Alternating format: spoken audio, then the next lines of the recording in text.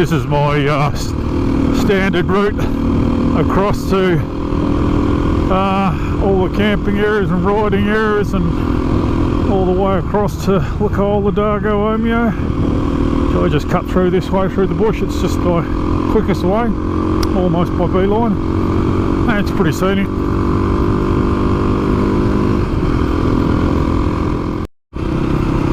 One of the reasons I make this my standard route is I always come to this bridge and make a call on how high the rivers are. Yeah, this is the Latrobe River, so it's a fairly good indicator of how high they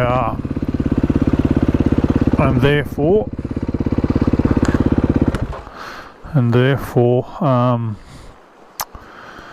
whether I take river crossing routes or I go via bridge routes. You can see that's down a fair bit now, yeah, much lower. You can see the ground's still quite damp. Oh, we're obviously on the southern side of the hill here, so it doesn't get a lot of sun, but yeah, it's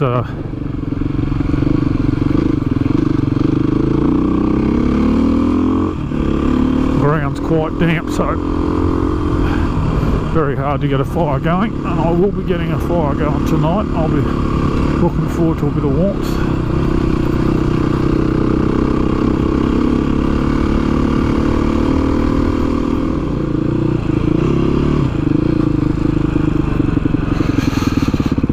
This looks promising.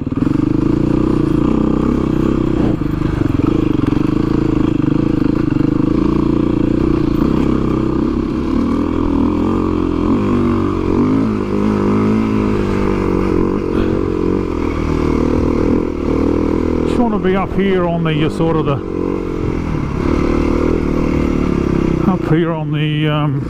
west side of the hills, somewhere like this would be alright. There's the sun behind me.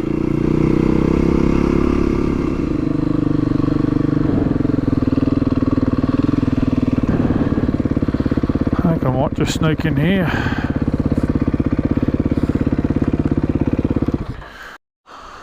Yeah, g'day guys, Steve from Dirt Bike ADV here. As you can see, we're out in the bush and we're going to camp tonight. Sun's getting a bit low over there. Thought I'd bring the 390 out. I haven't got a rack for it yet, so you can see I've got all the gear sitting a bit forward, but couldn't help myself. I just wanted to try it out, so I got all my Endurostan gear out and sort of tied it on. I thought, yep, I think that's going to work. We've just done a crisscross around the guard and just kept it forward a little bit, and the swag's tied onto my panniers. So yeah, that's me overnight setup. Basically, I'll probably actually videotape it. I'll unpack it, but basically it's just my sleeping gear, some cooking gear, and a bit of food. Possibly enough food for a couple of days, but probably not really. But certainly, you know, it's my swag up there. So tent, sleeping bag, mattress, and a pillow. I've got food in here, a little camp chair, and some thermals. I just wear multi-layer systems, and basically in this side is just tools and repair kits and overpants. Actually, the thermals are on that side. Also in here, I've got a little flask. Actually, not a little flask, a big flask of Canadian Club and Dry. But haven't come far. I'm only probably an hour and a half from home, so yeah, just couldn't help myself. It's reasonably, looks like it's going to be a reasonably clear night, so I thought, no, I'll get the 390 out and we'll have a crack and see how she goes as a ADV bike. And so far, so good. What's the time? 5:15. So yeah, I better keep moving. I'll get the camp set up, get a fire going, and enjoy Canadian Club and Dry, I think. So this is my setup, guys. Just some rock straps on the top here, 4 litres of water. Actually, it's probably 3 litres of water, but I've got 3 litres in my hydration bladder, so I didn't bring a lot. There's creeks everywhere here, and the water's very drinkable here. But yeah, 4 litres of water there. 3 to 4 litres of water. Nice and flexible. Obviously, when that's empty, it's bloody tiny and rolls up. Always feed through one of those molly straps, as they call them. your tie downs, always have them feeding through. I've learnt that lesson years ago. Just basically having things fall off. Yeah, so that's my swag. That's my sleeping bag, mattress, pillow, and a little inflator all rolled up in one. That's as small as I can get it. It is a pretty cheap sleeping bag. I could probably get that a little bit smaller if I bought a down sleeping bag. These are my Enduristan panniers. These are 8.5 litres each, so really quite small panniers, but sort of for overnight or a couple of nights they'll do the job.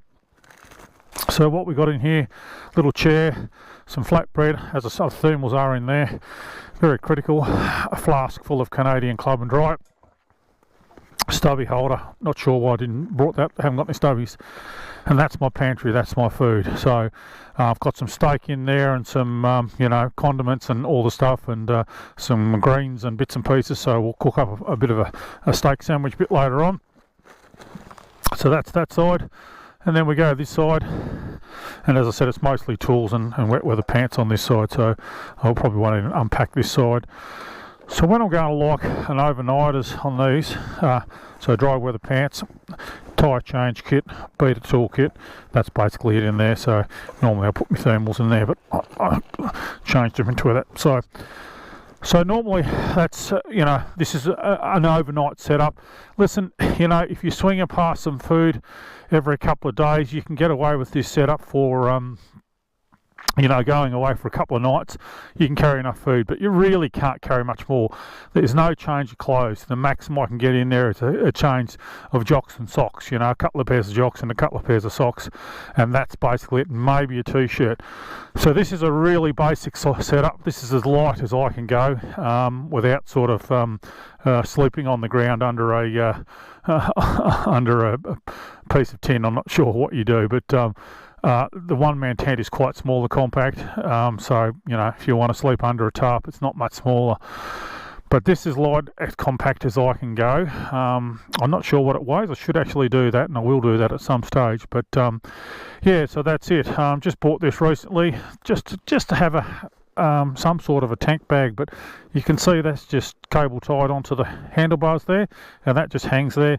Yeah, that keeps it out of the way. I can move around on the bike quite well, so as opposed to a tank bag on these dirt bikes doesn't work that well, so because you've got such a flat seat, if the tank bag will sit there, but it sort of sits in your way a fair bit. So I just decided to try something like this, and so far so good. I think that's going to work well. If you know, you want to stick your gloves in there and that sort of stuff, you've got some bungee cord. But anyway guys, we better get the camp set up, otherwise we're going to run out of light.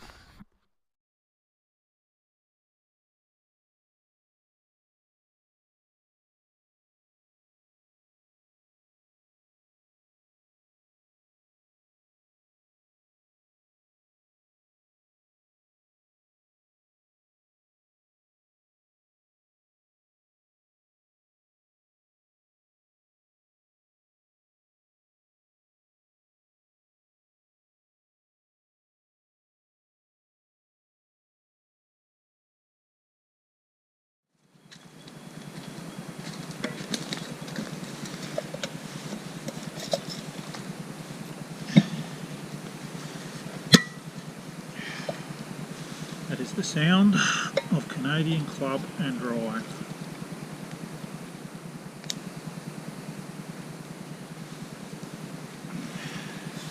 Music to my ears.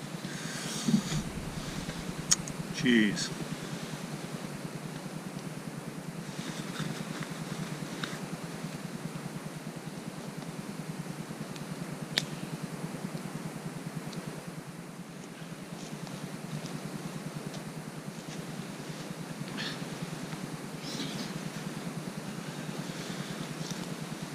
Righto, if you think this is going to be a cooking show, you are sadly mistaken.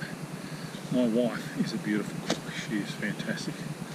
I, however, am the shittest cook known to man.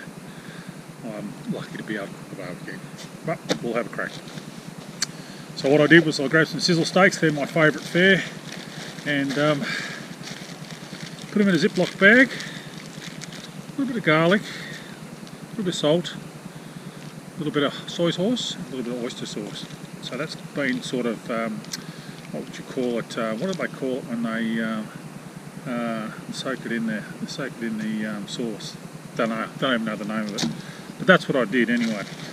So yeah, we got that, I got some flatbread, we got some greens, we're going to cook up a bit of a steak sandwich, so to speak.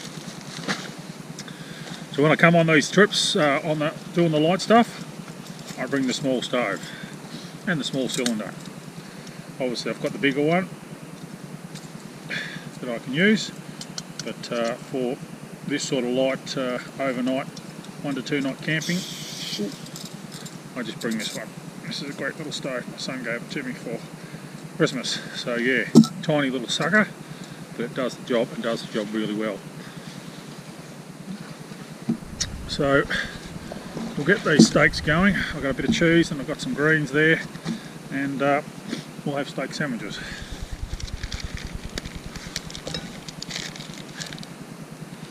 For the main course, cheese and bickies.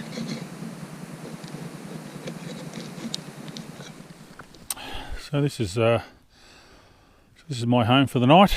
Got the fire going. Sun's going down over in the trees over there. Sort of got up on top of a ridge where it's just a little bit dry, and even then it's a bit damp. Got some Canadian Club and Dry and some bickies going, some salami, a bit of cheese. Got my fire going, so that'll keep me warm.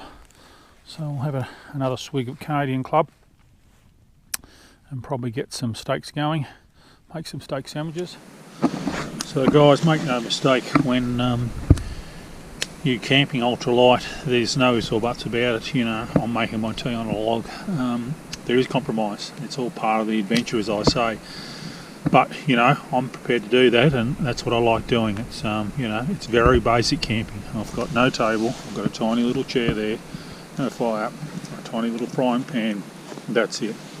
Little steak sandwich I'm making here. So make no mistake, when you go ultralight, you are making compromise. You are in it for the adventure. And I might be cooking tea on a log, but that tastes damn good. Oh.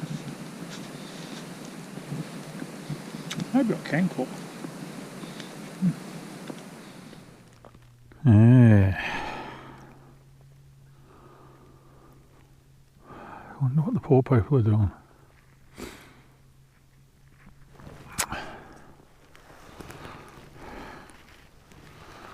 You know the story. Cup of tea.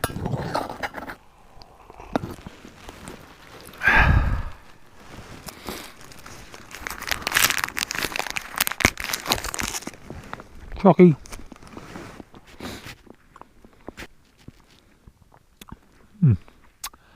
Life's good.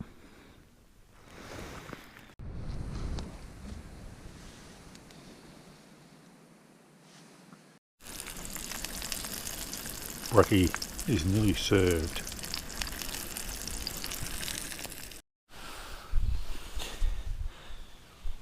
Like I said, if you come here to see a cooking show, do not come to this YouTube channel. Cup of tea and a sandwich of some description. I'm sort of cruising today, guys. Just an overnighter. Just doing a sort of a loop round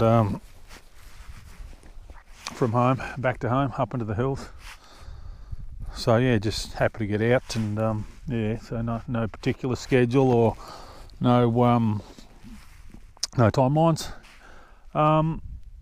Just always in a habit, guys, of just getting up and having a bit of a relaxed breakfast. It is supposed to be fun, this, and one of the things I do is the fly and the tent are both hanging up in the sun, sort of drying out, so you can pack them up reasonably dry. But basically today, as you can see, the sun's quite high, and I'm enjoying it. I can tell you, it's nice.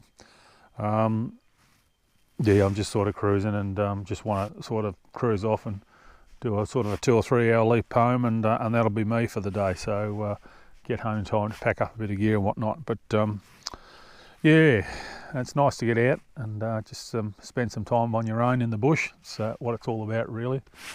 Enjoying a cup of tea and a couple of Canadian Clubs, and Yeah, just chilling out.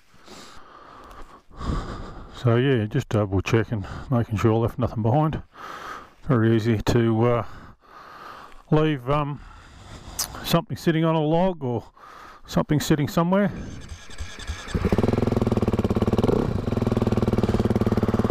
So yeah, very relaxing night.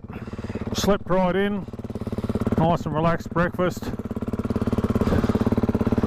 Now we'll jump on the bike and do a bit of exploring. There's a few tracks up here I haven't been on, so yeah, we'll just have a little wander around, a bit of a loop home.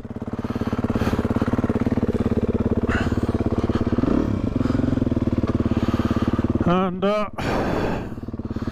yeah.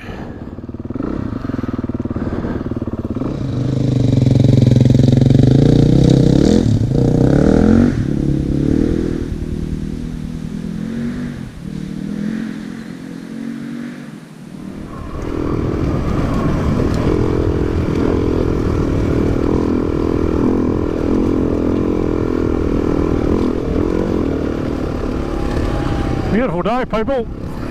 Good day to be out on the bike.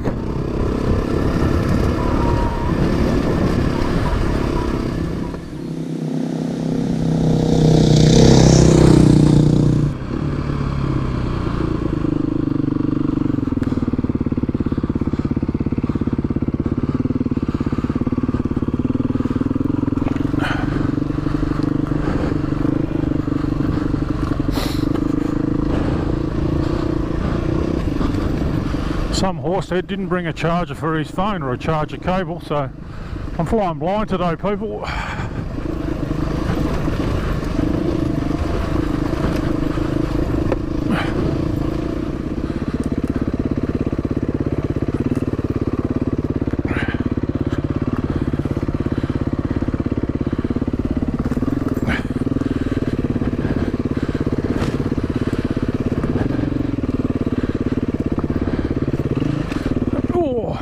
Don't think anyone's been down this track for a while.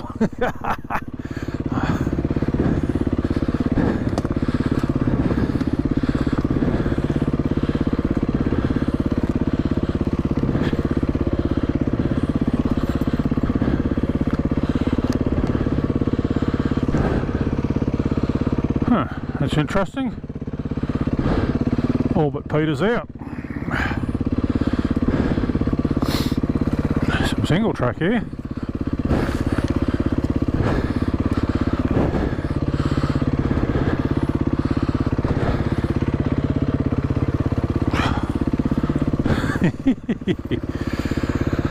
Oh dear, oh dear. I suppose we'll keep going. It was a track at one stage, wasn't it?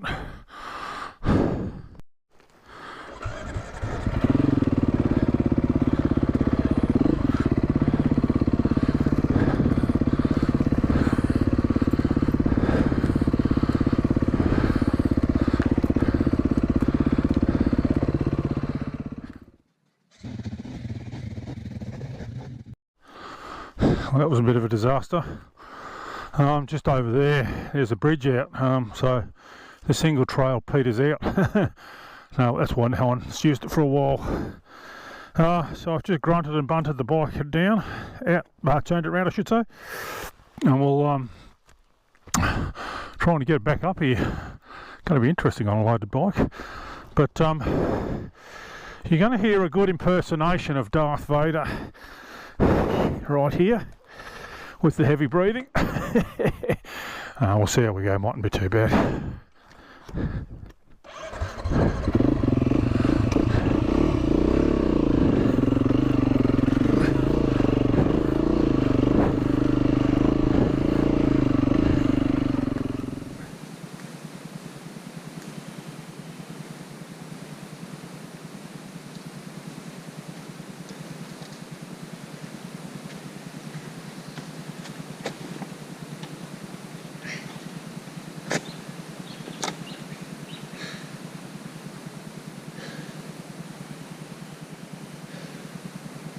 Yeah, I know. All part of the adventure. Righto. Got the bike loaded back up again. Got my sense of humour back, which is good. and onwards and upwards. That was a bit of a disaster. You can see it's quite a good track here, but it just petered out. I thought, oh, it sort of started again over the other side of these logs, and you know, you thought, oh yeah, it won't be too bad, but there was some sort of reasonably okay single trail down the bottom, but yeah, bridge out at the bottom, so turn around. And in the meantime, while I was walking down to get my gear, the bike fell over off the stand as well too, so not ideal. Not ideal. Nothing broke, I don't think so.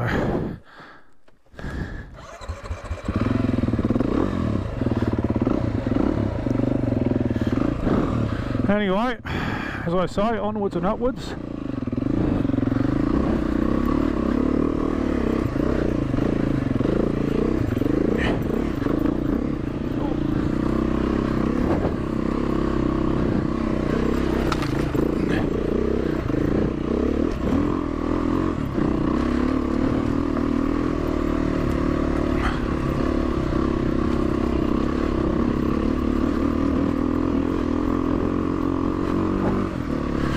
One thing about down in those valleys, it's yeah, you get no air movement, so it gets quite hot down in there. Even though it's damp, it's still quite hot, so it's nice to get some air movement.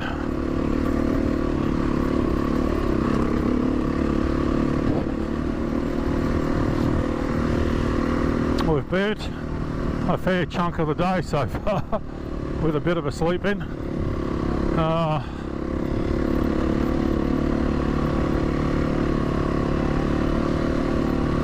So yeah, I'm a bit of a sleep in and a turn around.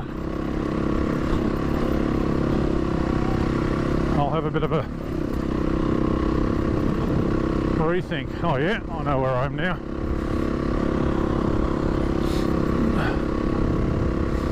Top of Kings Road, beautiful.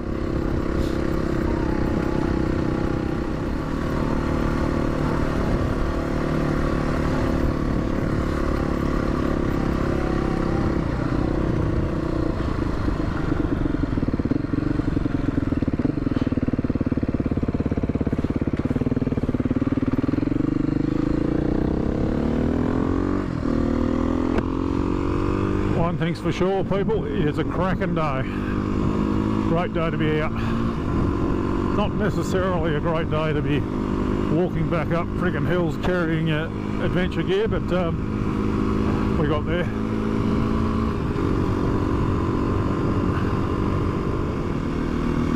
What a beautiful little drive it is through here. I do love it through here. Never get sick of that. There's a beautiful little creek in there.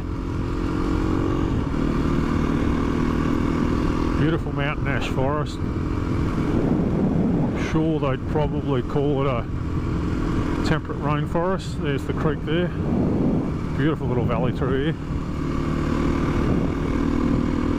Good summer camp spots, you know, when it's hot and dry, but in the winter they get a bit wet and damp and cold. Yeah, it drops pretty quick here, their temperature. Excuse me if I'm a bobbing head. Like one of those dogs that are on your dashboard with the heads that bob around all the time. Unfortunately it makes for very unstable footage, so sorry about that. So there was a road closed back there, so yeah, that was sort of a bit of a sausage. Had people attending the roadblock, so I just stuck around the barriers like I normally do. But yeah, so we'll just reroute. I think it means a bit more tar, but anyway. Oh, actually there might be a good result out of this. I think the universe is looking after me, and you'll see why in about 10 minutes time. And this is the universe looking after me, because now it's highly likely I'm going to get a coffee and a vanilla slice. So a roadblock has turned into a win. I'm thinking coffee and vanilla slice. How good will that be? Oh, what a cracking day, hey? Life's good.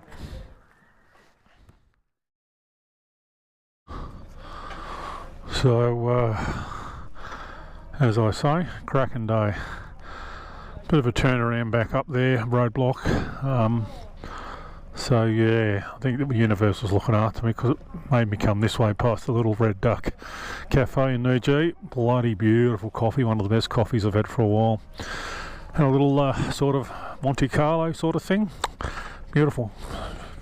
That just helps me with my sweet tooth.